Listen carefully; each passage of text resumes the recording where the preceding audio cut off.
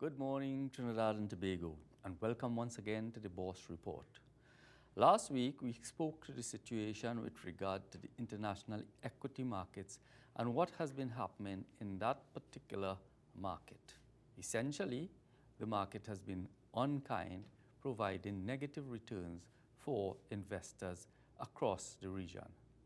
Today, we speak about bonds and the bond market in terms of local bond issues as well as international bond issues. Where should you as an investor be invested?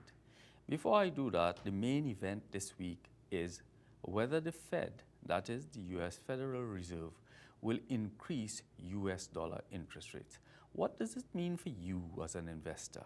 Essentially, it means that if the Fed increases interest rates, you will be, if you are borrowing, or if you are the beneficiary of those who borrow, you will be paying a higher interest rate. The cost of money will rise in US dollars.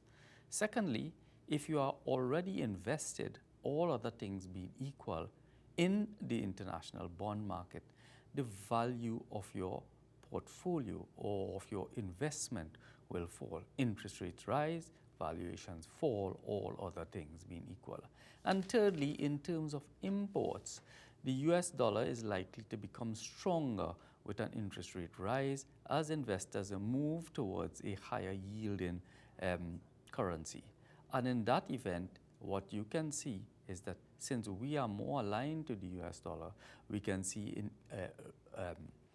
imports from Japan and other hard currency areas falling in price somewhat. Those are the things that you might want to expect. Let's turn to our outlook today. What's happening with the bond market? Investors will recall our 4 themes for the year thus far and for 2015. And our themes were target positive inflation, as you would see on your screen. Lengthen your investment horizon. That is, if you have long-term investment money, you ought not to put it in a series of, shall we say, short-term investments such as money markets, and so go out further with medium-term investments such as bonds and equities and so on. Thirdly, diversify across currencies, meaning do not have all your eggs in the Trinidad and Tobago currency. And fourthly, diversify across asset classes, meaning if you already have short-term investments, think in terms of bonds, think in terms of long-term equities. These are our 4 themes, and as you can see, more or less, the chicken is coming home to roost with regard to some of the things that are facing us as Trinidad and Tobago investors looking outwards. Let's look at the local bond market and what has been happening to it. We have been saying to investors essentially that you should shy away from the local bond market because inflation has been exceeding the yield that you are getting on long-term bonds, that is the 10-year bond, so that you are getting 3.9% in terms of the bond, and inflation was higher. Now, if you look at that graph, what you see is a convergence taking place between the inflation rate and what is happening in the bond yield. You could see that green line being inflation and the yellow or golden line being the yield. Is it time then to jump back in? Is it that yields are going to be positive and beat inflation? We wait to see, because the policy construct now seems to be somewhat modeled as to whether interest rates should be accommodative in a recession, or should we continue to increase the rate in order to stem the flow, in order to stem capital flight. These are some of the issues that face us. On the international bond market, let's turn to our third graph.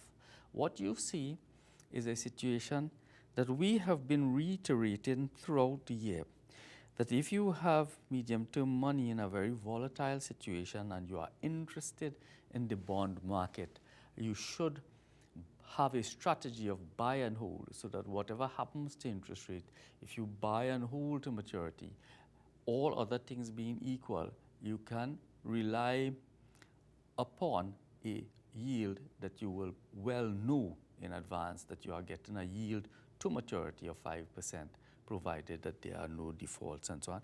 And what you see in that particular graph is that you can get rates and yields in excess of 5%, whereas inflation in US dollars, that is, inflation is 1.3%. So you get a very significant positive spread in the order of 4% or thereabouts over inflation.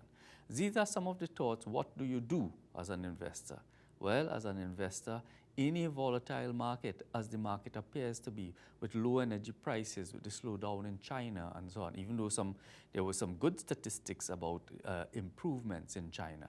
But with commodity prices falling to some lows since 2007, 2008, both for us, gas and oil, it's important for you as an investor to stabilize your investment cash flows. And these are some of the thoughts that we have. Go for held to maturity assets in the international bond market.